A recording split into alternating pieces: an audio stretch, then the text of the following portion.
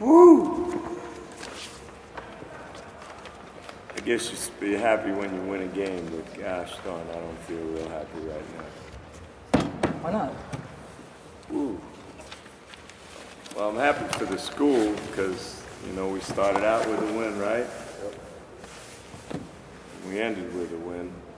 And that was pretty nice. And Mr. Mills must have watched us play. That's why he missed the first two layups. But he made the one that counted, so. But, you know, we got to win. These kids needed that, but, you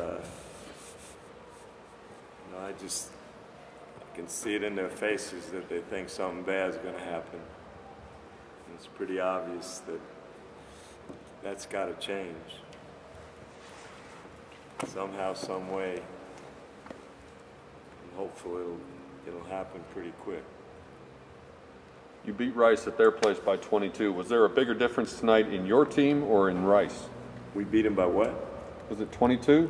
I thought was it just 22? Yeah. They had 19 at halftime against us. They had 20 the first half. And I talked to the guys, forget the first half, we did a lot of good things, even though we got in foul trouble. You know, our bench helped us, Brian and Cotton helped us. You know, we kept them from getting second shots. We took care of the ball. We got to the free throw line. I said, just first 5 minutes, let's just be real solid. We come down, and we didn't know if we were the blue shirts or the white shirts. It was like when I played in North Carolina, Coach McGuire told me we were the team in white. LSU was the team in purple. Throw it to the team in white. And I won't tell you what else he told me. I felt like saying that. But I feel for Rice because they, you know, I watch TV and Villanova they're telling me the best player in the program was a kid sitting out, point guard. I watch USC play and the big kids play, and I watch Oregon play, and then Rhode Island's got a kid sitting out that Bobby Hurley told me he could play. So, and then they had an injury. I feel bad for Coach, but you know, from our perspective, this is a win, and you know, hopefully we'll learn from this and be ready Saturday. What is it about the first 5 minutes of the second half? You'd think if they'd be there, you know, they would start maybe crumbling toward the end. Well, we didn't allow them to, you know, to give up. And you know, even though Jackson goes 8 for 26, he tried to win the game. You know, he got it. You know, his effort was incredible. And first half, they never had any dribble penetration. Second half, they driving by us, and we have to come help. You know, got in foul trouble. They rebounded, missed free throws in the guts of the game. We have a lane violation in the guts of the game. And we try to throw a 90-foot pass in the guts of the game. Things I can't explain. We're in the bonus early with shooting threes. But, you know, the nice thing about this sport is the film don't lie, and, you know, you can use it as a tool to teach, and that's what we got to do.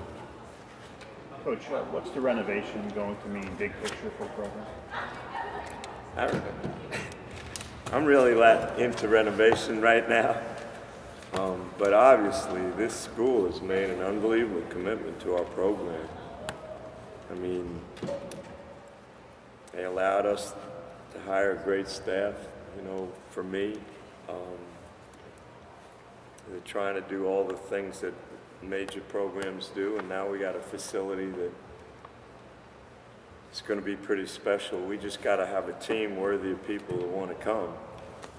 And then, you know, I'm hopeful that someday we can play like Villanova and St. John's, Connecticut, and Georgetown. Some games playing a big building that they have right by my house, which I can't get home on game nights.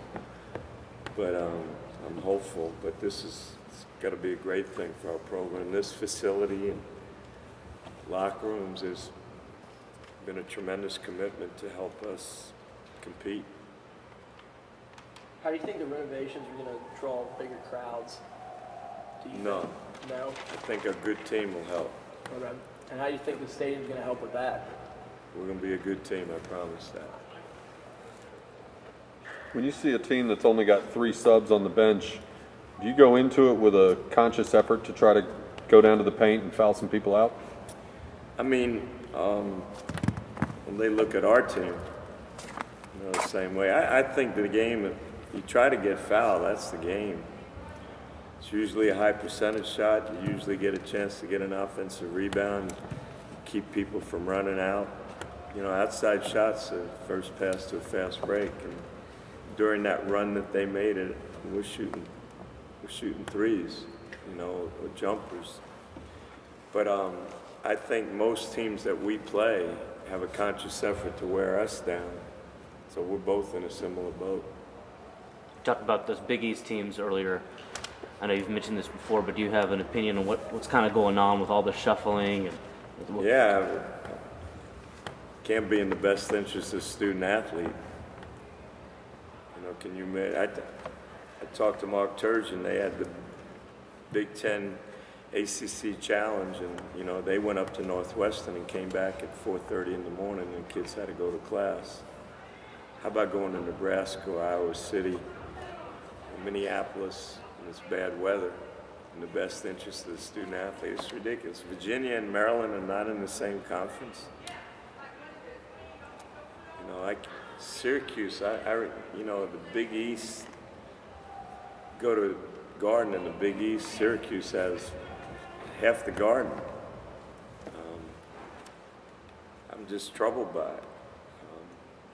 I know it's all money related, and but you talk about what's best for our game and our sport and not minor sports, non-revenue sports. I can't imagine. Because those, do you think a volleyball team or a soccer team charters? I don't know how they can do that. But our job is to have a team that, is appealing to people to watch, and us be relevant in this community, and have kids want to come here, and then we'll be fine. And that's our job.